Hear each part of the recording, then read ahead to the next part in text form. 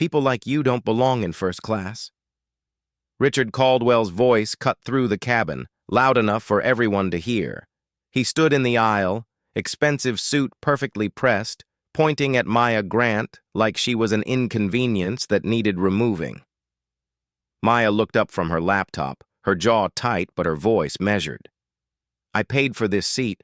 I have every right to be here." "I don't care what you paid." Caldwell's face reddened. "I'm calling the flight attendant. This is unacceptable." He snapped his fingers at the crew, his entitlement filling the space like toxic gas. Passengers turned in their seats, phones appearing, whispers spreading. A woman in diamonds leaned toward her companion. She probably used someone else's miles. An older man shook his head, muttering about standards slipping. The judgment came fast. Automatic, aimed entirely at Maya. She stayed still, spine straight, even as security was called. She felt the weight of every eye dissecting her presence, questioning her worth. 96 hours earlier, Maya had walked through these same sliding doors with nothing but a leather backpack and AirPods. No entourage, no assistant trailing behind with a garment bag. Just her, moving through the Thursday morning crowd like water through stone, fluid, unremarkable, invisible. She preferred it this way. The cashmere sweater was soft gray, expensive but understated. Dark jeans, white sneakers that cost more than most people's monthly car payments but looked like she'd grabbed them at Target. Her locks were pulled back in a simple tie. No jewelry except the Cartier watch her father had given her when she made her first billion-dollar deal, and even that was turned inward, face against her wrist, hidden. At the check-in counter, Jennifer's smile was professional until she looked at the ticket. Business class, seat 2A. Her eyes traveled from the screen to Maya's face, down to her backpack, back up again. The smile thinned. "This ticket?" Jennifer's fingers hovered over the keyboard. "Is it really yours?" Maya had been expecting this. She always expected this. "Yes, I purchased it Tuesday." Jennifer's lips pressed together. She glanced at her colleague 2 terminals down, then back at Maya. "It's just, we have to verify. You understand. Fraud is a big problem." Of course. Maya's voice was honey over ice.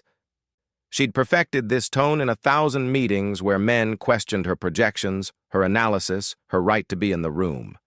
"Take your time." The verification took 4 minutes. The white businessman behind Maya, also holding a business class ticket, wasn't asked a single question. At the gate, the agent scanned Maya's boarding pass twice, then called over her supervisor. Maya watched them whisper, the supervisor's eyes cutting toward her every few seconds. Finally, they waved her through with tight smiles that never reached their eyes. She was the first to board, Group 1, as her ticket specified. The jetway was empty except for her footsteps. Inside the aircraft, 2 flight attendants stood near the galley. Sarah, according to her name tag. The other woman's name Maya didn't catch. They watched her walk toward the front cabin with expressions that suggested they'd found something distasteful on the bottom of their shoes. "Welcome aboard," Sarah said, but her eyes said something else entirely. Maya found 2A, window seat, left side, 2nd row, premium position.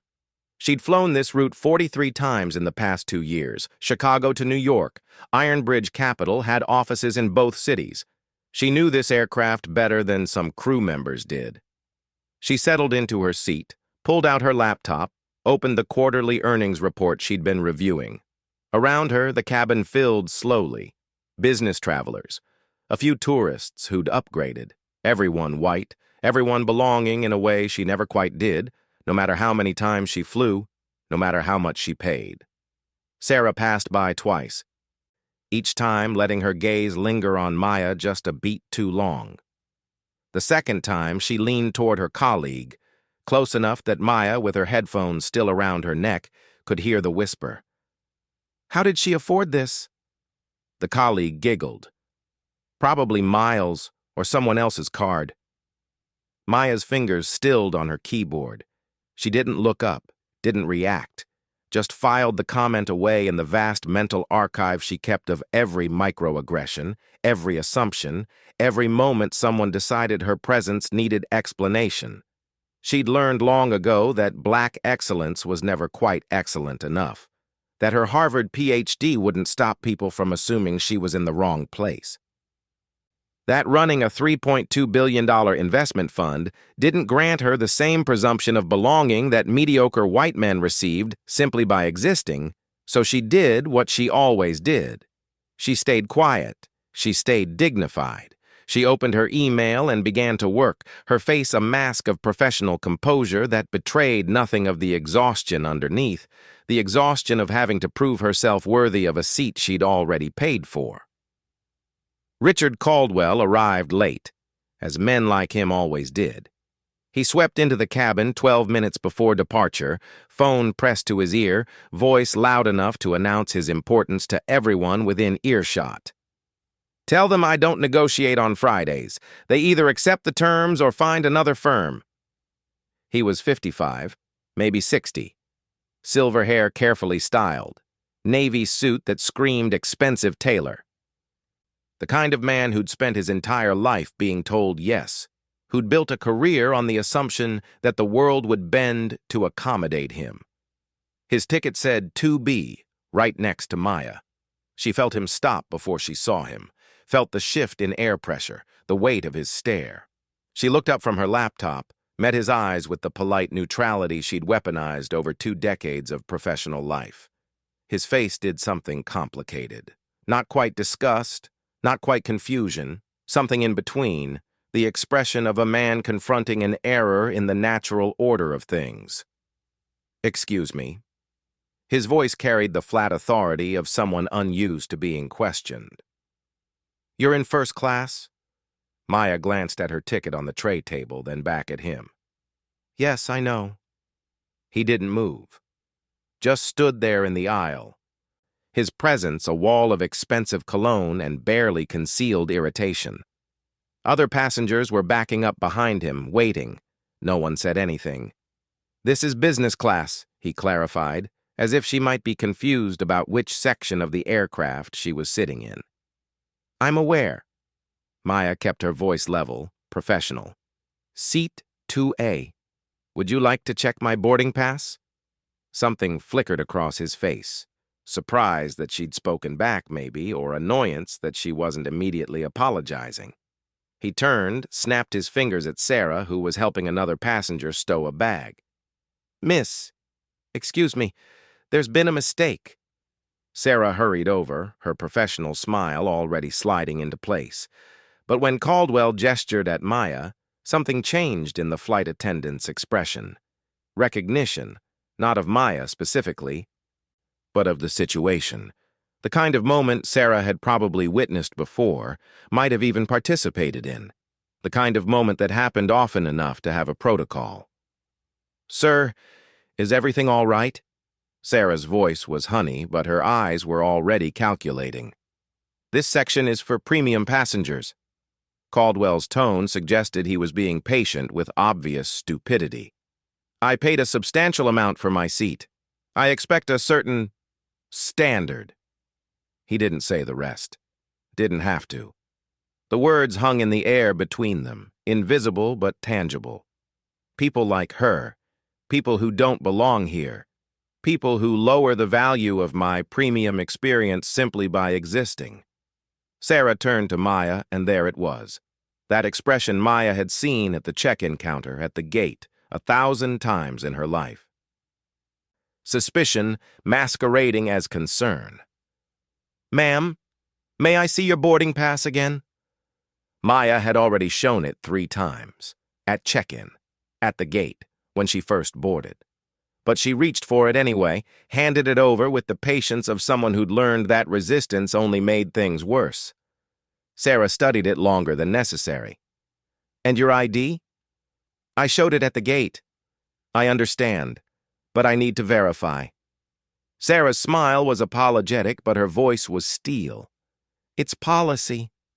It wasn't policy. Maya had flown this airline 67 times. She'd sat in this exact cabin dozens of times. No one had ever asked for ID after boarding. But she pulled out her passport anyway, watched Sarah examine it like it might be counterfeit, watched her compare the photo to Maya's face multiple times, watched her finally, reluctantly, hand it back. "Everything seems to be in order," Sarah said, but her tone suggested otherwise. Suggested that while the paperwork might be correct, the situation itself was somehow wrong. Caldwell made a noise of disgust. "I don't feel safe. I paid for a premium experience, and I'm not comfortable with this situation." Maya looked at him directly, really looked at him. "This situation? You know what I mean?" His voice dropped, but not enough. Other passengers were watching now. Recording, maybe. "People who can't afford this cabin shouldn't be here. It's not personal. It's about maintaining standards." The words landed like stones. Maya felt something cold settle in her chest. Not anger, not yet, but something harder, colder. The feeling she got when she was analyzing a bad investment. When she could see the rot beneath the glossy surface and knew exactly how to take the whole structure down. "I assure you," she said quietly, "I can afford my seat." But Caldwell had already turned away, was already gesturing for someone else, the flight attendant supervisor, the manager, someone with authority to fix this problem, to remove her. Maya reached for her phone, typed quickly, "Activate legal protocol, full documentation needed," sent it to her chief legal counsel. Then she sat back, closed her laptop, and waited. Because she knew what was coming. She'd seen this play out before, just never directed at her with quite this much venom. The captain's voice came over the intercom. "Flight attendants, prepare for departure." But they weren't departing.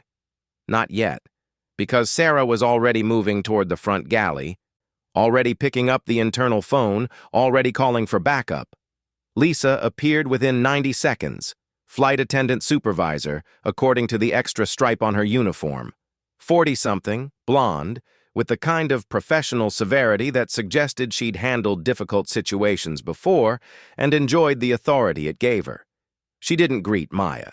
Didn't acknowledge her at all, actually. Just positioned herself next to Caldwell's seat, arms crossed, and listened as he launched into his complaint.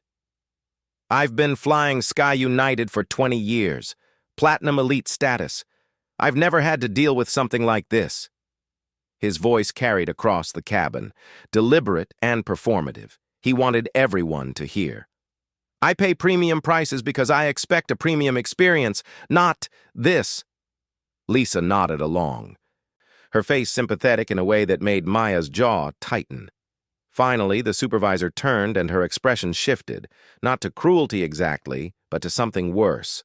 Pity mixed with condescension, the look of someone about to do an unpleasant but necessary task. "Ma'am," Lisa's voice was gentle, which somehow made it worse. "We're receiving multiple complaints about your presence disrupting other passengers. For everyone's comfort, including yours, we'd like to offer you a seat in premium economy. It's a very nice cabin, and we'll provide a $500 voucher for your next flight, plus a complimentary upgrade." The words hit Maya like a physical blow. Not because of what they said, but because of what they meant. She was being asked to move, being told she didn't belong, being offered compensation to disappear quietly, to make herself smaller, to accept that her paid seat wasn't really hers if it made white passengers uncomfortable. "I paid full fare for this seat." Maya's voice was steady, but her hands were gripped together in her lap, knuckles tight. $2,400. I have every right to be here." "Of course you do." Lisa's tone was soothing, patronizing. "No one is questioning your ticket. This is simply about finding a solution that works for everyone. Premium economy is actually quite comfortable." "I don't want premium economy." Maya cut her off, and she saw Lisa's eyes flash. Women like Maya weren't supposed to interrupt, weren't supposed to push back. "I want the seat I paid for, the seat I'm sitting in, the seat I'm legally entitled to occupy." Caldwell leaned forward, his face reddening. This is ridiculous. People like you always pull the race card when you're caught doing something wrong. You probably used miles you didn't earn, or someone else's credit card, or... People like me? Maya turned to face him fully, and something in her voice made him stop. Please, elaborate. What exactly do you mean by people like me? The cabin went dead silent. Even the hum of the ventilation system seemed to fade. Passengers in nearby rows had stopped pretending not to listen. Phones were coming out now, held at angles that suggested recording. Everyone could feel it, the moment crystallizing into something larger than a simple seating dispute. Caldwell's mouth opened, closed. He looked at Lisa for support, and she gave it. Ma'am, there's no need to make this confrontational. Lisa's voice had lost its gentleness, replaced by something harder. Mr. Caldwell is a valued customer with legitimate concerns. We're simply trying to resolve this situation in a way that accommodates his racism. The word hung in the air like smoke. Maya said it quietly, almost conversationally, but it landed with the force of a grenade. That's what we're calling it now? Legitimate concerns? Lisa's face went rigid. That's a serious accusation. I'm going to have to ask you to lower your voice and cooperate, or we'll have no choice but to involve airport security. There it was.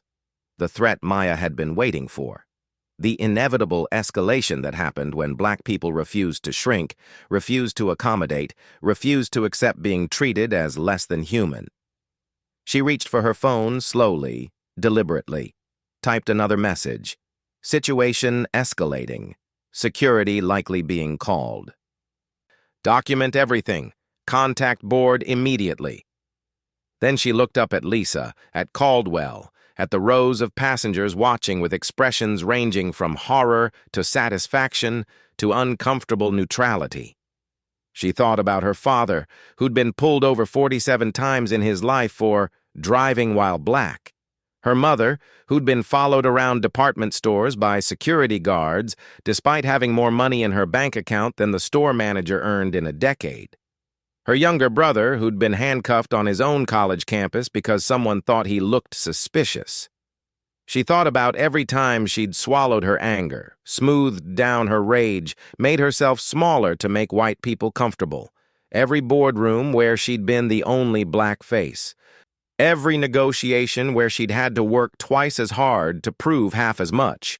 And she thought about what came next, about the phone call she would make, about the power she held, not just money, but leverage, influence, the kind of institutional weight that could bring a company to its knees. They didn't know who she was, didn't know what she could do, but they were about to learn. I'll leave, Maya said quietly. But not because I've done anything wrong, not because I don't belong here. I'll leave because you've made it clear that my dignity means less to you than this man's comfort. She began gathering her things. Laptop, phone, passport, each movement precise, controlled. She wouldn't give them the satisfaction of seeing her rush, seeing her flustered, seeing her anything other than composed. Lisa looked relieved. Caldwell looked triumphant. Neither of them noticed Maya's fingers flying across her phone keyboard as she typed final instructions to her team. Thank you for your cooperation, Lisa said, already turning away. But Maya wasn't done. She stood, looked directly at the passenger's recording, and spoke clearly enough for every microphone to catch. My name is Dr. Maya Grant. I paid $2,400 for this seat. I have been a loyal Sky United customer for 6 years, and I'm being removed because a white man said my presence makes him uncomfortable. Remember that. Remember this moment. Remember what you're watching. Then she called down the aisle toward the galley. You should also know, these procedures you're following, this pattern of removing black passengers based on complaints from white passengers, it's not random. It's systemic, and it ends today. Lisa's face went pale. Ma'am, please don't make a scene. I'm not making a scene. I'm stating facts. Maya's voice was ice. And here's another fact. You have no idea who you're dealing with, but you will. The supervisor's hand went to her radio. David, this is Lisa in first class. I need security at gate B17 immediately. Passenger refusing to comply with crew instructions. Maya didn't resist, didn't argue. Just stood there with her bag over her shoulder and her head high, waiting for the next humiliation, the next escalation, the next step in a process she'd set in motion the moment she'd sent that first message to her legal team. These people thought they were handling a difficult passenger. What they didn't understand, what they couldn't possibly understand, was that they'd just declared war on someone who had the resources, the connections, and the righteous fury to burn their entire company to the ground. But that would come later. Right now, she just had to endure. David Martinez arrived with 2 security guards, Mike and Tony according to their name badges. All 3 men were large, uniformed, armed with radios and the casual authority of people who'd done this many times before. They moved through the cabin like they owned it, and maybe they did. Maybe that was the problem. David was late 40s, former military by the way he carried himself. He took one look at the situation. White businessman in expensive suit, black woman with a backpack, flight attendant supervisor with her arms crossed, and Maya watched him make his assessment in 3 seconds flat. She'd seen that look before, the instant judgment, the presumption of guilt. "Ma'am," his voice was firm, but not unkind, not yet. "I'm Ground Operations Manager David Martinez. I understand there's been an issue with your seat assignment." "There's no issue with my seat assignment." Maya's voice was perfectly level.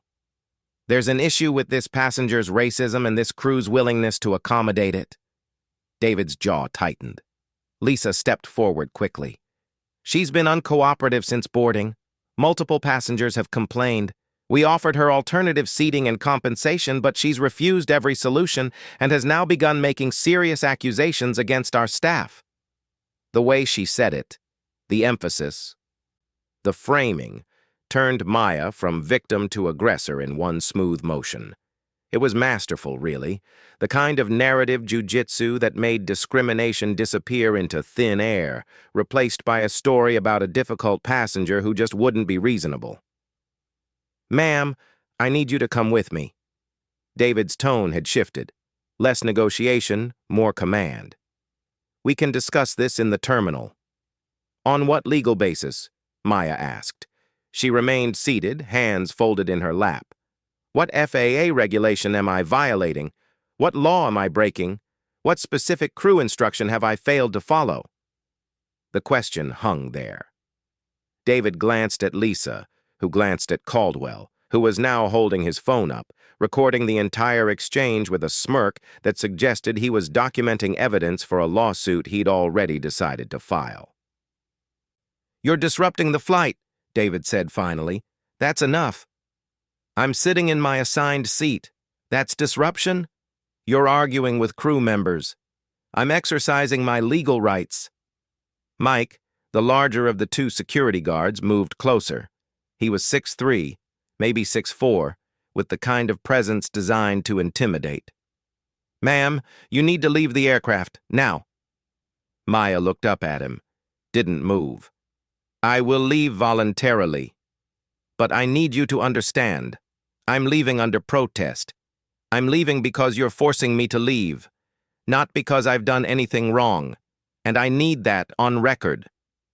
"Fine, whatever. Let's go." Mike reached for her arm. "Don't touch me." Maya pulled back sharply. "I said I would leave voluntarily. That means I'll walk on my own. Do not put your hands on me." But Mike had already made contact, his fingers wrapping around her bicep. Tony moved to her other side, and suddenly there were hands on both arms, pulling her up from her seat with a force that was absolutely unnecessary given that she'd agreed to leave. "Get your hands off me!" Maya's voice rose for the first time, loud enough to carry through the entire cabin. "I am cooperating! I said I would leave!" The cabin erupted.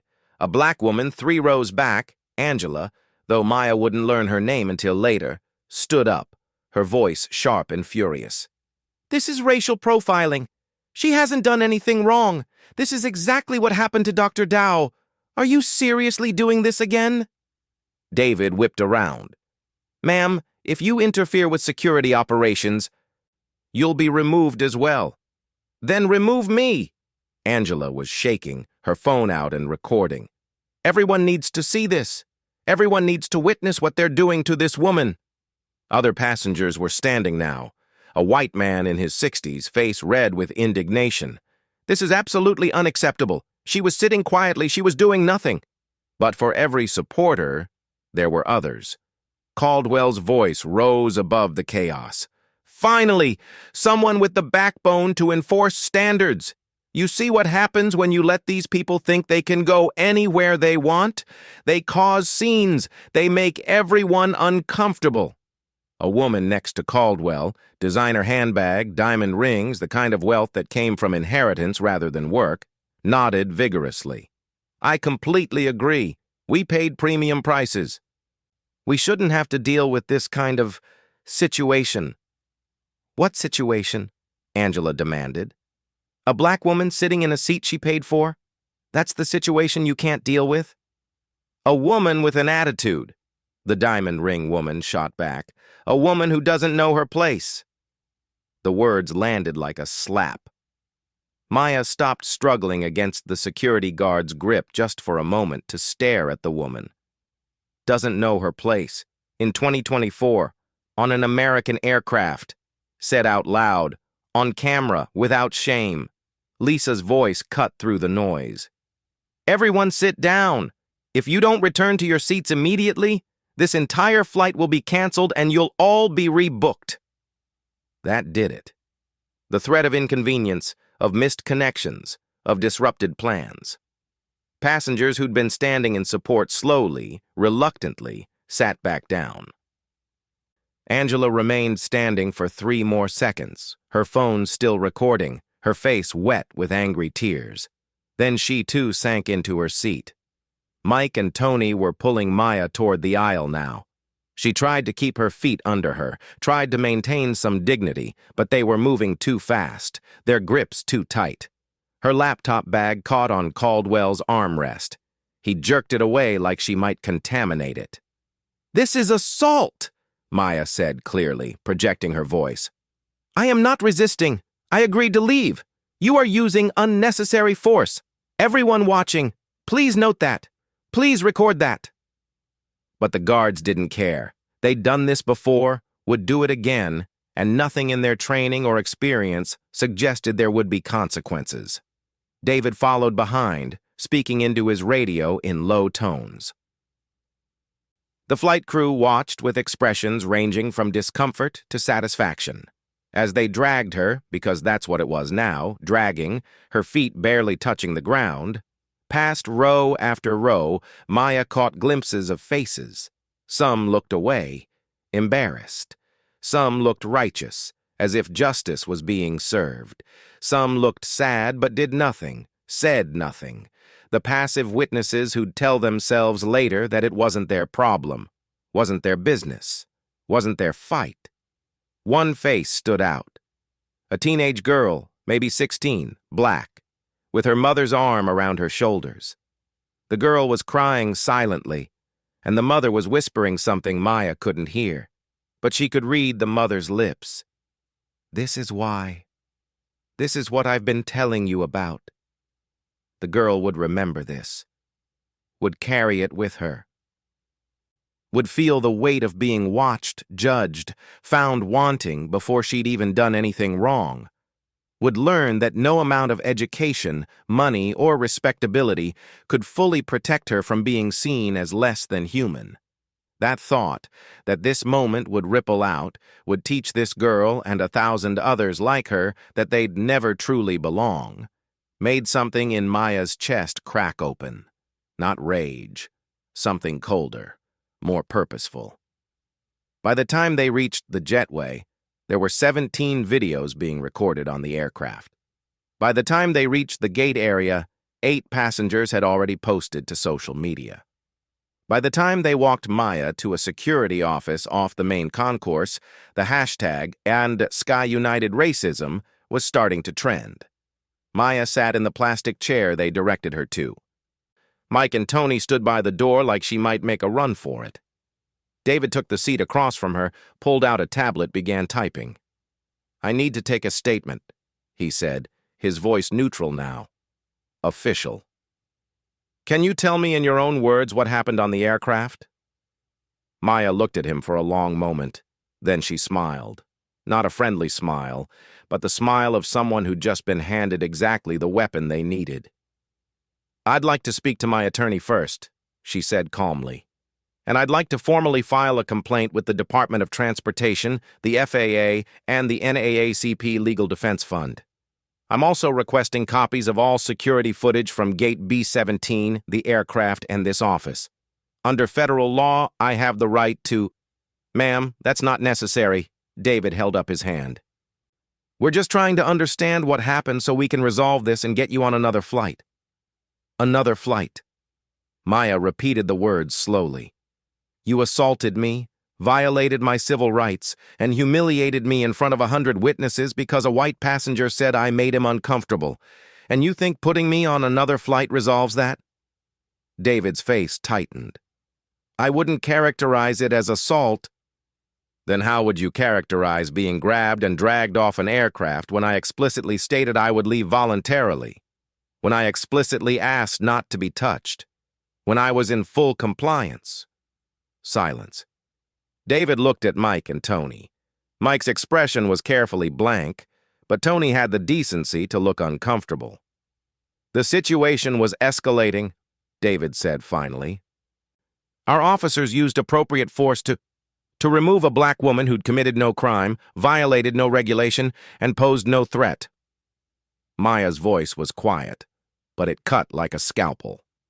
"Let me ask you something, Mr. Martinez.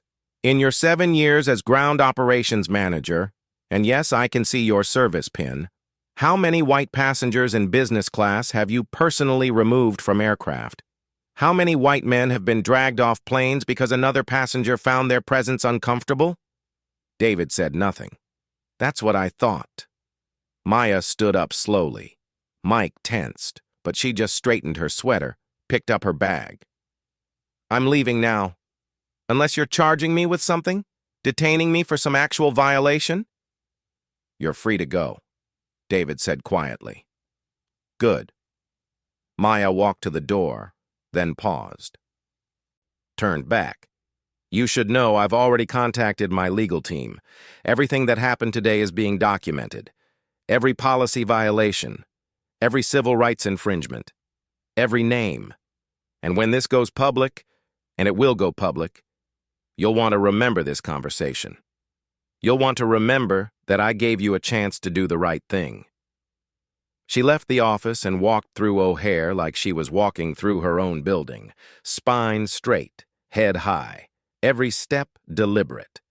People stared. Some recognized her from the videos already circulating. Others just sensed that something significant had happened to this woman and didn't quite know how to react. In the bathroom, finally alone, Maya allowed herself 30 seconds. 30 seconds to feel the humiliation, the anger, the bone-deep exhaustion of having to fight for basic human dignity. 30 seconds to remember her father's face when police had pulled him over again. Her mother's quiet tears after being followed through Neiman Marcus by security. Then she washed her hands, reapplied lipstick, and pulled out her phone. The first call went to Amanda Chen, her chief legal counsel. "Amanda, it's time. Activate Protocol Sigma. I want every single share of Sky United out of our portfolio by market open Monday. And I want our legal team to prepare a comprehensive discrimination lawsuit, not just against the airline, but personal liability for everyone involved. Names, positions, histories, everything." The second call went to James Walker, her VP of Communications. "James, we're going public. Full exposure. I want interviews with CNN, MSNBC, CBS. I want op-eds in the Times and the Post. I want congressional hearings. And I want internal documents. Find me every similar incident Sky United has buried in the last 5 years. FOIA requests, discovery motions, whatever it takes." The third call went to Senator Patricia Morrison, a longtime friend and ally. Patricia, I need a favor. Actually, I need several. Starting with a call to the DOT secretary. We need a federal investigation into Sky United's passenger removal policies. Full audit. And I need it fast. By the time she booked herself on a Delta flight to New York, business class, seat 1A, where the crew treated her like a human being, the story was already exploding. Videos were being shared millions of times. News outlets were picking it up. Civil rights organizations were issuing statements. And in Sky United's corporate headquarters, in a glass tower overlooking Lake Michigan, phones were beginning to ring. Robert Hammond had been CEO of Sky United for 11 years. He'd survived recessions, pandemics, labor disputes, congressional hearings. Nothing rattled him, until his phone rang at 6:47 p.m. on Friday evening. "Bob, emergency board meeting tonight. Don't ask questions, just get to the office." James Chen's voice was tight. Chen was board chair, a billionaire who didn't panic easily, but he was panicking now. By 7:30, 15 board members filled the executive conference room. Chen stood at the head, tablet in hand, face gray. "We have approximately 12 hours before this company ceases to exist as we know it." Hammond felt something cold slide down his spine. "What are you talking about?" Chen pressed play. The video filled the screen, Maya being dragged down the aisle, her voice calm. "I am cooperating." Security guards' hands on her arms. Caldwell's smirk. The flight attendant's satisfied expression. 47 million views, Chen said. Trending worldwide. 3 congresspeople, 2 former presidents, every civil rights organization sharing it. But that's not even the problem. Then what is? Hammond's voice strangled. Chen pulled up another document. "The woman you just watched being dragged off our aircraft, Dr. Maya Grant, Harvard PhD, former Obama White House senior policy advisor, and founder CEO of Ironbridge Capital." Silence. Someone whispered, "Oh God."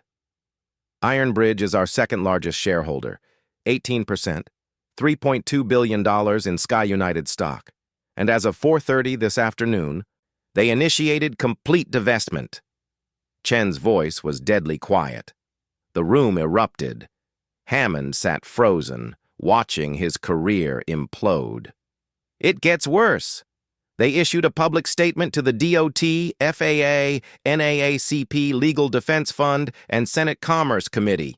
They're not just divesting, they're declaring war. Chen read aloud.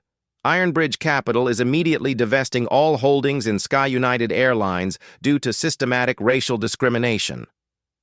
After CEO Maya Grant was physically removed despite committing no violation, we can no longer support an organization that treats black passengers as second-class citizens. We call for full federal investigation. Chen looked up. That went to every news outlet, every investor, every analyst, every member of Congress. The stock dropped 31% in after-hours trading. We've lost $11 billion in 3 hours. Hammond couldn't breathe. Senator Morrison announced congressional hearings for next week. DOT opened formal investigation 20 minutes ago. FAA is reviewing our safety certification. The general counsel spoke, voice shaking. We need to settle. Whatever she wants. She doesn't want money. Chen pulled up another email. She wants our complete passenger removal data for 5 years. Independent audits. Personal liability for everyone involved. All on public record. Who authorized the removal? Hammond found his voice. Martinez, Chen, Brennan, Vega. But it doesn't matter. Liability flows upward. To you, to me, to every executive who created the culture where this happens regularly. Regularly? Hammond's voice cracked. The general counsel opened her laptop. 89 documented removals in 4 years. 81 were passengers of color. 73 were black. Every case buried with NDAs, and now Maya Grant has subpoena power and media attention to expose all of it. Chen's phone buzzed. He closed his eyes. CNN confirmed Dr. Grant for live interview Monday morning. Hammond felt his chest crack. 11 years. Gone. Because some flight attendant and racist passenger created a situation any competent person should have de-escalated. "Bob, you're on administrative leave effective immediately," Chen stood. "Emergency shareholders meeting Monday." Across town, in a Delta Sky Club, Maya sat with untouched wine. Her phone wouldn't stop ringing. Angela's message appeared. "Thank you for fighting. My daughter needed to see this." Maya opened her laptop, began drafting Monday's statement. Not revenge. Truth. Cold, documented truth about systems designed to exclude. Her phone buzzed. James Walker. "United, Delta, and American just issued joint statements. They're all reviewing removal policies. The entire industry is panicking." Maya smiled. Not victory. Something else. The real work was just beginning. The terminations came swiftly, brutally, publicly. Monday morning, 9 a.m., Sky United issued a press release that made front-page news. Effective immediately, Ground Operations Manager David Martinez and Flight Attendant Supervisor Lisa Chen have been terminated for gross violation of company anti-discrimination policies. The statement was accompanied by a groveling apology video from the interim CEO. Hammond had resigned over the weekend, promising to do better and learn from this terrible mistake. Jennifer, the check-in agent who'd questioned Maya's ticket, was fired by Wednesday. Sarah, the flight attendant who'd whispered about how Maya could afford her seat, was gone by Thursday. Both terminations were announced publicly, their names attached to their actions, their careers in aviation effectively over. Mike Brennan and Tony Vega, the security contractors, lost more than their jobs. Their employer terminated their contracts and revoked their aviation security clearances. Without those clearances, they couldn't work airport security anywhere in the country. Mike had a mortgage and 3 kids. Tony was saving for his daughter's wedding. None of that mattered now. But the real devastation came from the federal investigation. The Department of Transportation moved with unusual speed. Within 10 days, they'd subpoenaed Sky United's passenger removal records for 5 years. The report, released November 15th, was damning. 89 passenger removals based on customer complaints. 81 removed passengers were people of color. 73 were black. Not a single white passenger had been removed for making others uncomfortable. The pattern was undeniable, systematic, indefensible. The FAA suspended Sky United's international routes to 12 destinations: Paris, London, Tokyo, Dubai, the most profitable routes in their portfolio. Gone overnight. Financial penalties followed. $47 million to the DOT for civil rights violations. $38 million to state attorneys general. And the lawsuits. Every passenger ever removed came forward, represented by the NAACP Legal Defense Fund and ACLU. Total estimated liability, over $300 million. But Maya wasn't finished with Richard Caldwell. The California State Bar opened an ethics investigation November 3rd. The complaint was detailed, devastating, supported by video evidence.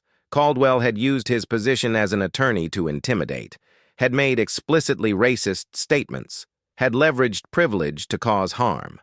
On December 18th, the ruling came. Richard Caldwell's license to practice law was suspended for 3 years. The opinion was scathing. Mr. Caldwell's conduct demonstrates a fundamental lack of respect for human dignity and civil rights. This suspension is necessary to protect the public and preserve the integrity of the legal profession. 3 years. For a 60-year-old attorney, it was a career death sentence. His firm had already terminated his partnership. His clients had fled. His reputation, built over 3 decades, was destroyed. Then 6 others came forward with stories of Caldwell's racist behavior. The pattern was clear. This wasn't isolated. This was who he was. Civil suits followed. Maya's lawyers filed first. Angela filed for emotional distress. The teenage girl's mother filed on her daughter's behalf. Caldwell's legal bills mounted. Someone spray-painted racist on his garage. His wife filed for separation in January. By March, he'd lost everything. career, reputation, marriage, standing in his Brentwood community. He'd thought Maya was the one who didn't belong. He was the one who'd been exiled. Sky United announced $85 million for mandatory anti-bias training, new oversight committees, independent audits. The settlement check, $12 million, Maya donated entirely to the NAACP Legal Defense Fund. The message was clear. This was never about money. It was about making sure this never happened again. Maya agreed to one interview. Just one. CBS 60 Minutes, taped in Ironbridge Capital's Austin headquarters 3 months after the incident. She wore a navy suit, minimal jewelry, her locks styled in an elegant updo. Composed, professional. The same woman who'd been dragged off that plane, but now the world knew who she was. The interviewer leaned forward. "Dr. Grant, you could have taken the settlement quietly. Why didn't you?" Maya was quiet for a moment. "Because that day wasn't just about me. There was a teenage girl on that plane. Black girl, maybe 16. She watched security drag me away. I saw her mother whisper, 'This is why. This is what I've been telling you about.'" Her voice caught slightly. "That girl will carry that moment with her. I couldn't let that be the end of the story. I couldn't let her think that injustice just wins." "Do you think the changes are enough?" "It's a start. But real change doesn't come from a press release. It comes from accountability. From making it clear that discrimination will cost you everything." She paused. "People ask if I'm angry. I'm not. Anger is exhausting. What I am is determined. Determined that the next black woman in first class doesn't have to justify her presence. What would you say to people who've experienced similar discrimination? Document everything. File complaints. Contact civil rights organizations. That's why Ironbridge established a $25 million legal defense fund, because justice shouldn't be available only to people who can afford it." Maya looked directly into the camera. "If you take one thing from this, your dignity is not negotiable. Your right to exist in spaces you've earned, that's not up for debate. And when systems try to tell you otherwise, fight back. Not with violence, but with truth, with documentation, with the law." Her voice strengthened. "So here's what I want you to do. Next time you see someone being treated unfairly because of how they look, speak up. Record it if safe. Be a witness, because silence isn't neutral. Silence protects the powerful at the expense of the vulnerable." She paused. "And if you work in service industries, listen carefully. Your customers don't have a type. Dignity doesn't have a dress code. Treat every person who walks through your door like they deserve to be there, because they do." Her expression shifted, a hint of a smile. "And to those who still think they can judge someone's worth by appearance?" The smile widened. "You might want to check who's signing your paycheck first, because the people you're underestimating, we're not just at your table. We own the table, and we're done pretending we need your permission to sit at it." Maya stood, walking to the window overlooking Austin. They thought they were removing an inconvenience from seat 2A. What they actually did was wake up a $3 billion force. That was their mistake, and it cost them everything. She turned back to camera one last time. "Dignity isn't given, it's demanded. Justice isn't a gift, it's a requirement. And when you demand both with resources, with strategy, with the willingness to see it through, the whole world listens." The screen faded to black. Text appeared. "Dignity isn't negotiable, justice isn't optional. And when you demand both with $3 billion, the whole industry changes." Below, Ironbridge Capital, investing in equity, literally.